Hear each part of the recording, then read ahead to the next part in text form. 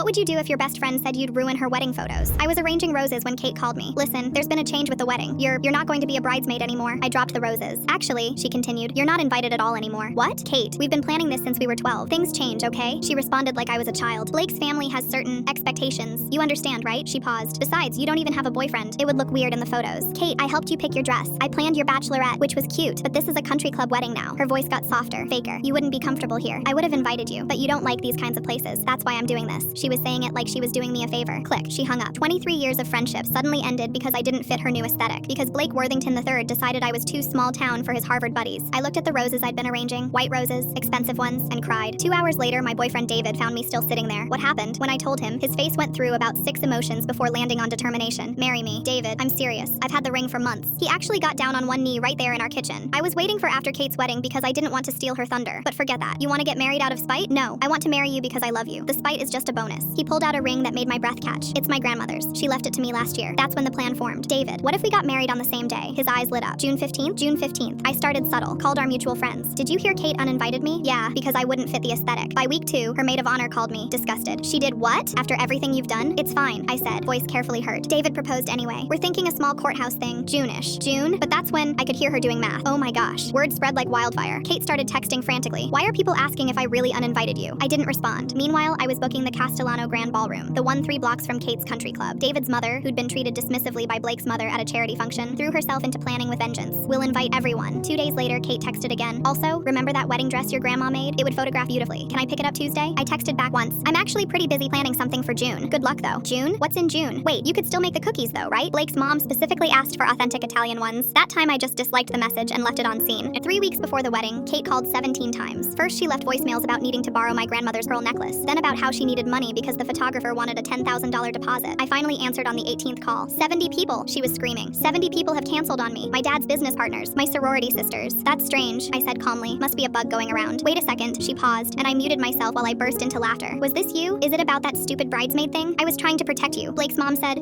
what exactly? She said you were. She paused. She said you wouldn't photograph well, that you were too. Ethnic looking. My hand tightened on the phone. I'm Puerto Rican. My grandmother came here with nothing and built a restaurant empire. And you agreed with her? I didn't agree.